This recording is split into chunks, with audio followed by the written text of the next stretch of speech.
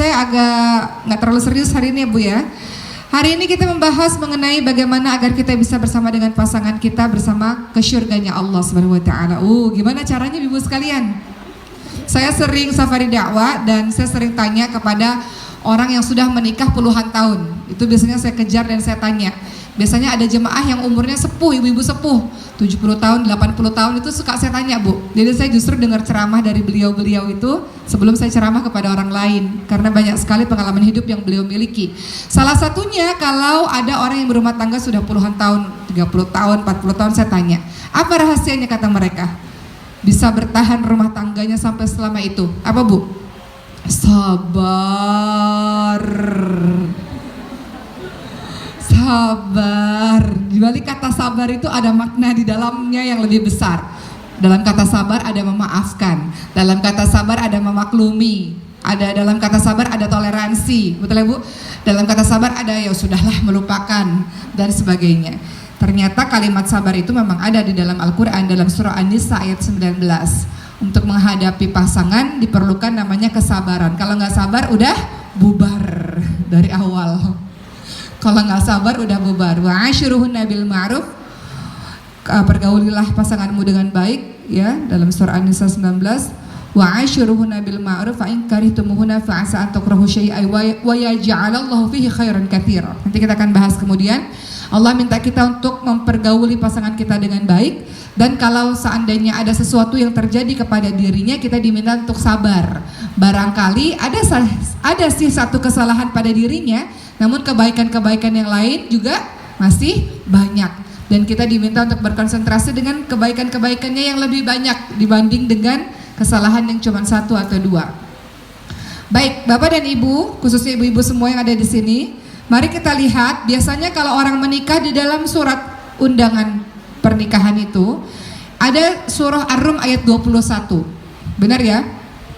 Itu selalu biasanya dalam undangan-undangan pernikahan ada surah Ar-Rum 21. Apa kalimatnya? A'udzu billahi minasyaitonir rajim. Wa min ayatihi an khalaqalakum min anfusikum azwaja litaskunu ilaiha wa ja'ala bainakum mawaddatan wa rahmah, dan seterusnya. Di antara tanda-tanda kekuasaan Allah ialah Allah menciptakan istrimu, menciptakan pasanganmu dari jenis sendiri. Jadi manusia yang menikahnya dengan manusia, bukan dengan yang lain-lain. Allah menciptakan pasanganmu dari jenismu sendiri. Ada nggak yang menikah dengan yang lain? Ada nggak? Ada, tapi kita nggak bahas. Makanya Allah bilang Allah menciptakan pasanganmu dari jenismu sendiri, supaya kamu cenderung merasa tentram kepadanya. Dijadikanlah di antaramu rasa kasih dan sayang. Kita sering mendengar kalimat sakinah, mawaddah, warahmah. Betul ya Ibu sekalian?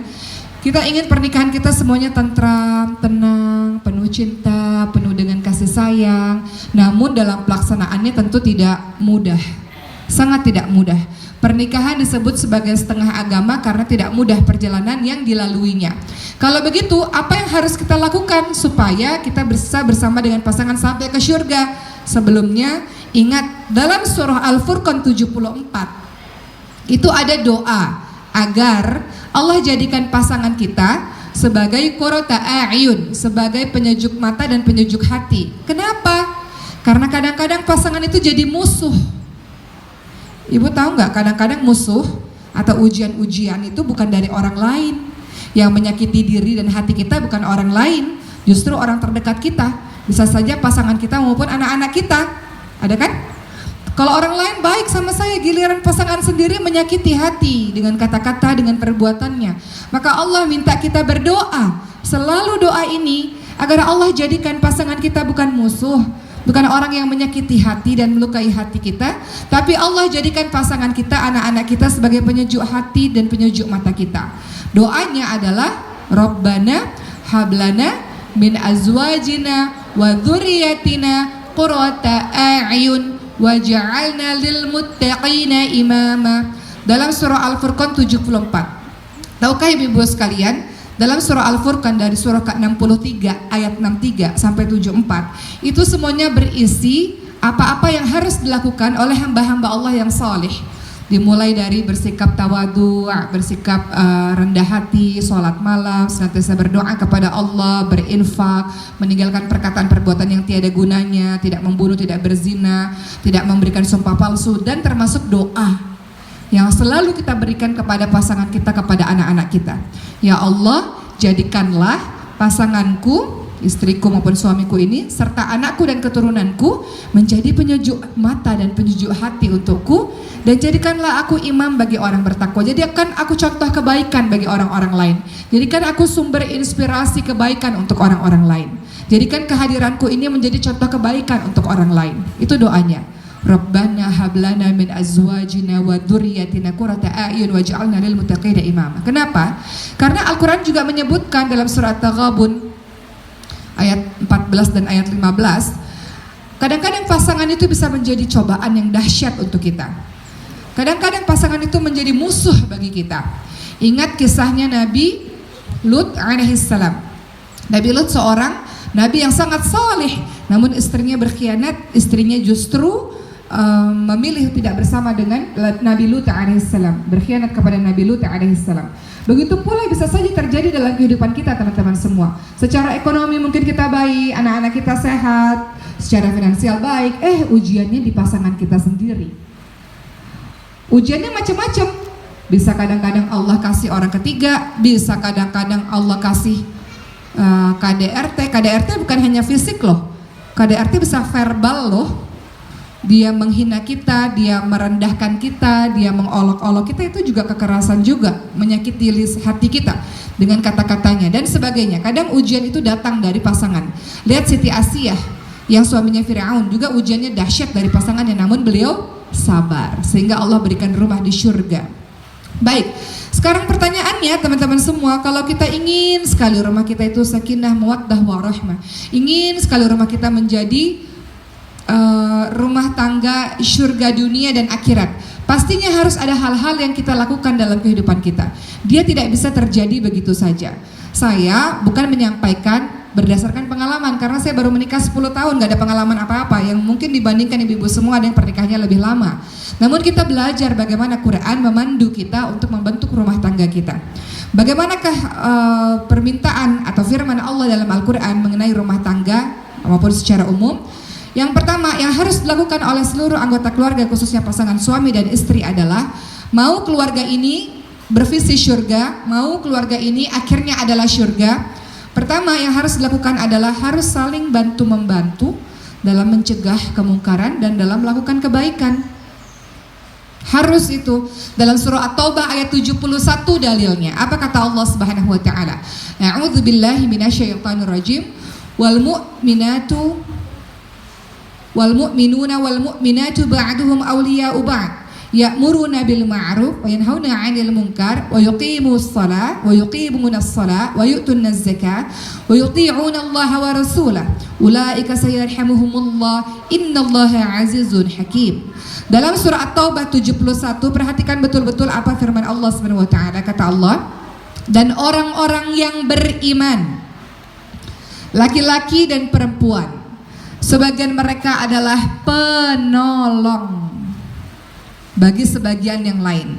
Penolong dalam apa? Mereka saling menyuruh pekerjaan-pekerjaan yang baik. Mereka saling mengingatkan untuk melakukan hal-hal yang ma'ruf, hal-hal yang baik. Mereka saling mengingatkan untuk mencegah dari hal-hal yang mungkar.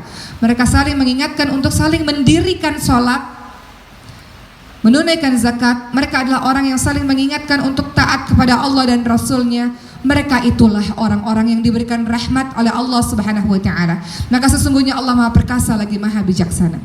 Jadi kalau mau keluarganya couple antil jannah seperti judul pada hari ini, nggak mungkin istri cuek pada suami, suami cuek pada istri, nggak mungkin.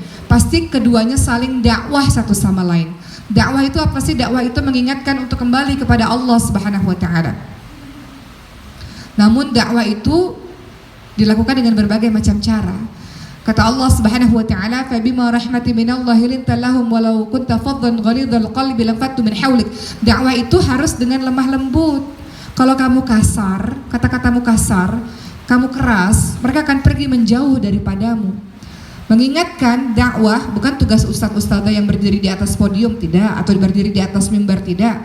Tapi dakwah dilakukan oleh semua hambanya Allah kepada orang-orang terdekat kita, kepada orang-orang lain. Kata Allah, kuntum khaira ummah ukhrijat linnas ta'muruna bil ma'ruf wa tanhauna 'anil munkar. Kamu sekalian adalah umat terbaik yang dilahirkan untuk manusia, yang punya tugas mengajak orang lain kepada kebaikan, mencegah orang lain kepada kemungkaran. Kadang-kadang suaminya yang hijrah lebih dulu, atau kadang-kadang istrinya yang hijrah lebih dulu. Kadang-kadang suaminya nggak paham aturan agama, atau sebaliknya istrinya nggak paham aturan agama. Maka engkau punya tugas untuk mengingatkan kepada kebaikan, mencegah kepada kemungkaran. Kenapa? Kenapa sih? Karena kita sayang pada dia. Kalau kita nggak sayang kepada dia, ya terserah. Kamu mau jungkir balik, itu dosamu, dosa saya. Nggak begitu. Umat Islam nggak begitu. Dalam surah Al-Asr yang ibu-ibu sering baca, ada kalimat a'udzubillahi minasyaitonirrajim. Wal 'asr innal insana lafi khusr. Apalagi Bu? Illal ladzina amanu wa 'amilus solihati wa tawassaw bil haqqi wa tawassaw bis sabr. Demi masa sesungguhnya manusia berada dalam kerugian kecuali mereka yang beriman, beramal salih. Duanya lagi apa? Saling menasihati dalam kebaikan, saling menasihati dalam kemungkaran. Saya selalu menganalogi dalam setiap ceramah saya agar lebih mudah dalam memahaminya. Surah Al-Asr ini seperti kita bayangkan, dianalogikan sebagai kita yang sedang tenggelam, pingsan di lautan yang dalam bersama dengan seluruh anggota keluarga dan orang-orang yang kita cintai. Lalu kemudian kita sadar, demi masa sesungguhnya manusia berada dalam kerugian kecuali mereka yang beriman. Beriman itu sadar, ya Allah, selama ini tenggelam pingsan di lautan ini dalam keadaan yang sangat merugi ini. Apa yang ibu lakukan pada saat ibu sadar dalam lautan yang dalam itu? Untuk menyelamatkan diri apa? Berenang kan, ke atas kan? Beramal saleh. Kecuali mereka yang beriman dan beramal saleh, berbuat baik untuk diri kita sendiri. Dan mereka yang saling menasihati dalam kebenaran. Ketika berenang sendiri, oh saya lupa, ternyata suami saya ada yang lagi tidur tenggelam pingsan di dasar lautan. Anak-anak saya ada yang pingsan di dalam lautan, yang lain-lain pingsan di dalam lautan. Ibu saya, ayah saya. Kira-kira ibu-ibu akan berenang sendirian ke atas atau bangunin orang-orang yang ada di bawah itu? Kenapa ibu-ibu bangunin? Kenapa? Karena sayang. Betul nggak? Duh, nggak bisa nih, saya nggak bisa biarin mereka ini dalam keadaan yang sangat penuh dengan kerugian, penuh dengan mara bahaya. Mereka bisa mati, mereka nggak akan selamat. Saya nggak mau biarin orang-orang yang saya cintai dalam keadaan tidak selamat. Maka ibu rela tuh, bisa sih sebenarnya jalan sendiri bisa aja, tapi ibu rela tuh turun lagi ke bawah. Hai kalian semua, bangun, suamiku bangun, suamiku, anak-anakku, ibuku, orang-orang sahabatku yang kucintai, bangun yuk, bangun. Terus mereka bangun, saling menasihati dalam kebenaran. Yuk sama-sama yuk, sama-sama ke atas yuk. Ketika berenang sama-sama ke atas, di tengah perjalanan ada ombak yang besar, ada ikan yang siap menyerang, ikan besar. Tiba-tiba mereka bilang, nggak mau nyerah aja deh, udah deh nyerah aja, nggak kuat. Lebih baik tenggelam aja. Kita biarin nggak kira-kira? Ya udah tenggelam aja. Kita begitu nggak kira-kira? Nggak bakal. Kenapa? Karena kita sayang kepada mereka, betul nggak? Makanya dikatakan watawassaw bil haqq watawassaw bis sabr, saling menasihati dalam kebenaran dan saling menasihati dalam kesabaran. Makanya kita bilang sabar anakku, sabar suamiku, sabar ibuku yuk. Selama kita bergandengan tangan, pasti bisa kok sama-sama. Kadang-kadang kamu lemah, saya tarik kamu. Kadang-kadang saya yang lemah dalam berenang ke atas itu, kamu yang tarik saya. Selama kita bergandengan tangan, selama kita sama-sama, selama kita berjamaah, selama kita berkumpul, kita kuat kok. Dan kita bisa selamat sama-sama. Itu surah Al-Asr, ibu-ibu sekalian. Jadi artinya, kalau mau keluarga sampai menuju ke surga Allah, kita nggak akan pernah mau membiarkan pasangan kita atau orang-orang yang kita cintai melakukan dosa yang terus-menerus. Namun dalam dakwah itu butuh yang namanya kesabaran, karena kita nggak bisa merubah watak orang dalam sekejap mata. Kita nggak bisa merubah kebiasaan orang dalam sekejap mata. Kita nggak bisa merubah orang seperti sulap. Dakwah itu nggak seperti sulap, hari ini ngomong besok langsung berubah, nggak bisa. Dakwah itu butuh yang namanya kesabaran. Makanya lihat Nabi Nuh alaihissalam, dakwah terus-menerus sampai kapan? Sampai akhir kehidupan. Dakwah sebisamu, itu tugas dari kita. Makanya kita disebut umat terbaik, kuntum khaira ummah. Engkau disebut umat terbaik karena engkau peduli dengan orang-orang sekitarmu, peduli dengan orang-orang yang kau cintai. Allah sudah berikan di antara di sini ibu-ibu sudah ngaji semuanya. Asumsi saya begitu, ibu-ibu semua di sini sudah salihah semuanya. Ibu-ibu sudah punya ilmu yang mungkin lebih banyak misalnya. Maka ajak, tapi dakwah itu punya cara. Caranya seperti apa tadi? Dengan lemah lembut, dengan kalimat yang penuh hikmah, dengan niat karena sayang, maka dia akan timbul dari hati dan akan masuk ke hati seseorang. Ibu-ibu tahu kalau saya dakwah, biasanya guru saya akan bilang, oke, kalau kamu dakwah, selain kamu beribadah sebelumnya, maka kamu harus ketika kamu dakwah, kamu pandang setiap orang jemaah di depanmu itu dengan pandangan penuh kasih sayang. Engkau berdakwah itu karena engkau sayang kepadanya, karena engkau ingin agar orang-orang itu mengingat Allah, sebagaimana Allah akan membuatmu juga mengingat Allah karena kau menyampaikan itu. Jadi pandang seseorang itu dengan penuh pandangan kasih sayang. Dakwah itu dasarnya adalah cinta, dasarnya adalah sayang. Rasul dakwah karena cinta, karena sayang. Kalau nggak cinta sayang, ngapain ngurusin sampai saya harus istilahnya terusir dari tanah air, sampai banyak sahabat-sahabat yang menghabiskan nyawanya berjihad di jalan Allah, semuanya karena sayang. Begitu pula dengan kita. Jadi untuk kita semua, mau kapal antil jannah, kita punya kekurangan, pasangan kita juga punya kekurangan. Makanya dikatakan orang-orang beriman, laki-laki dan perempuan, mereka menjadi penolong bagi sebagian yang lain. Kadang-kadang kita lupa, pasangan kita ngingetin kita, kadang-kadang dia yang lupa, kita yang ngingetin dia. Tapi ingat, wahai para ibu di sini, laki-laki itu adalah qawwam. Menasihati pemimpin itu berbeda dengan kita menasihati ART, menasihati anak, beda. Kita adalah makmum yang punya cara tersendiri. Bahkan kadang-kadang para perempuan-perempuan ini, makanya perempuan harus cerdas. Kenapa? Cerdas itu bukan jadi sok tahu, gara-gara kita punya ilmu, kita lebih tinggi, ngerasa lebih tinggi, jadi sok tahu kepada pasangan. Enggak. Cerdas itu justru, misalnya di depan suami, justru kita pura-pura nggak tahu, dan kita cari cara agar dia lebih paham dengan apa yang kita maksudkan, supaya dia nggak tersinggung. Kadang-kadang suami nggak mau digurui kan ibu-ibu sekalian. Maka ada dengan kecerdasan seorang istri, dia kadang-kadang tampil menjadi perempuan yang nggak tahu, tapi sebenarnya dia mau menyampaikan suatu pesan, satu nasihat kepada sang suami dengan caranya sendiri. Itu kecerdasan loh. Nggak semua orang bisa memiliki itu. Makanya perempuan harus cerdas itu seperti itu. Dia tahu posisinya. Mungkin dia berilmu iya, tapi dia tahu posisinya sebagai seorang makmum di depan sang suami, supaya sang suami tidak tersinggung dan tidak merasa digurui. Begitu. Sebelum saya lanjutkan, saya dapat pesan dari panitia akan ada kotak infak yang akan dikelilingkan, di mana kotak infak ini, infak-infak yang ibu-ibu berikan akan diberikan kepada pesantren tahfidz, di mana pesantren tahfidz ini mayoritas adalah gratis. Kami ada di Bintaro, Tangerang Selatan, di sebelah Masjid As-Saff Emerald. Ibu-ibu sekalian bisa datang ke sana, mengajar anak-anak terbaik dari seluruh Indonesia, dan kemudian mereka menjadi hafidz dan hafidhah, dan kemudian kembali ke kampung halaman mereka untuk kembali mengajarkan Quran, insya Allah.